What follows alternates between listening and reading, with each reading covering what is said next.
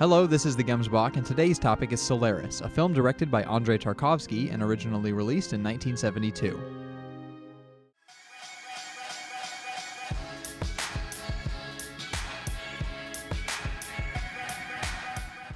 Just 4 years after American science fiction cinema was forever altered by Stanley Kubrick's 2001: A Space Odyssey, Andrei Tarkovsky also released a methodically paced, over 2 hours, thoughtful movie concerning technology, space travel, extraterrestrial life, and the limits of human understanding. But where Kubrick made a film that foregrounded topics and questions related to technological and intellectual development beyond Earth, Tarkovsky instead imbued Solaris with a primary focus on human grief, guilt, and connection beyond Earth. Вам повезло. То есть? Ваше пристрастие бессмысленно, но вы вступили с ними в эмоциональный контакт. The nature of this video is such that it requires spoiling some plot details of Solaris, so you should only continue watching after this point if you do not mind a few spoilers or have already seen the film. Solaris is the story of a human, Chris Kelvin, who is confronted with a corporeal specter of his past while on board a huge, mostly uninhabited spacecraft. And if that sounds to you like the basic outline of a horror movie, then you're not alone. As Kelvin boards a space station orbiting the planet Solaris, he is greeted unceremoniously by the station's 2 surviving crew members and a suite of unnerving, seemingly paranormal occurrences. Вы не о том думаете. Сейчас следует думать лишь о долге. Перед кем? Перед истиной. Значит, перед людьми. Вы не там ищете истину. Вот. The pieces are all in place for an intellectual version of a macabre, outlandish space slasher like 1997's Event Horizon. But Solaris, based on the philosophical sci-fi novel of the same name by Stanisław Lem, instead takes a surprising turn. It keeps the viewer's focus calmly rooted on the inscrutable phenomena of the station, at the heart of which lies the aforementioned specter of Chris Kelvin's past, an apparently human replica of Kelvin's ex-wife appearing on the ship. The camera holds in warm, long shots on this bizarre apparition, embracing it as Kelvin soon does as well. The apparition, as it turns out, is a physical manifestation of Kelvin's knowledge of his ex-wife, brought about by the baffling sentience of the ocean covering the planet Solaris. As the movie proceeds, it asks questions about the limits of the definition of humanity. Я становлюсь человеком.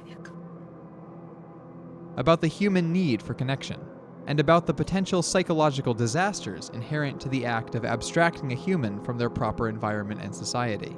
Perhaps all unbridled technological advance, suggests the film, tends toward an act of dehumanization. Мы не знаем, что делать с иными мирами. Нам не нужно других миров. Нужно зеркало. Personally, I have more affinity for the perspective in Kubrick's 2001, which holds to the realistic, or perhaps optimistic, notion that technology may result in unfathomably beneficial progress or profoundly deep tragedy, depending on its application and context. Solaris nods in that direction as well. Познание только тогда истинно, когда оно опирается на нравственное. Нравственной или безнравственной науку делает человек. Вспомните Хиросиму. Ну так не делайте науку безнравственной. Yet ultimately stands by a firm thesis that morality and love must be the exclusive aims of every endeavor, even to the negation of science. Какое все это имеет значение, если это мне дороже, чем все научные истины, которые когда-либо существовали в мире? This overriding pessimism regarding science and technology in Tarkovsky's production can boast 2 things to its credit, however, which are lacking from Kubrick's film: a deep examination of the nature of human connection, and a respect for the natural world which many people would be sure to support.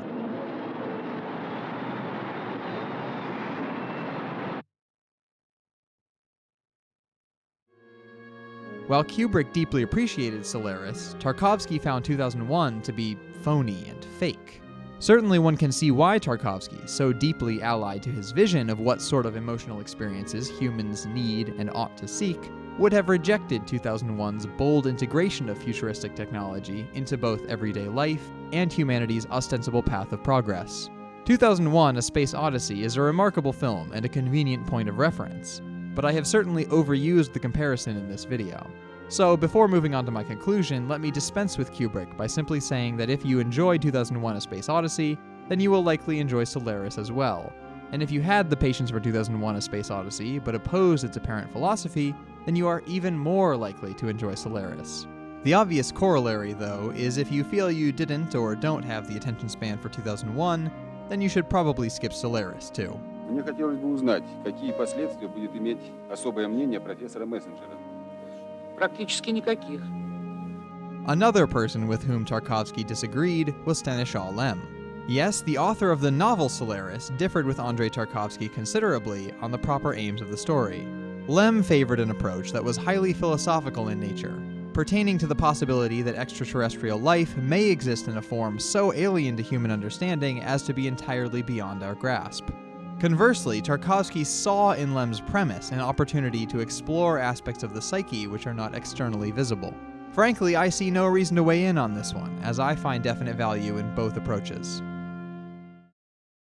What fascinates me about the movie Solaris is that Tarkovsky accomplishes all at once a number of things attempted in a slew of other movies before and since, and does so with finesse and talent. Consider Christopher Nolan's blockbuster space thriller Interstellar, which nails a stunning visual presentation of the universe, nails the momentum of a great action movie, and yet becomes exceedingly shallow when it nears topics of philosophical importance to the film, such as love and selfishness. Love is the one thing we're capable of perceiving that transcends dimensions of time and space.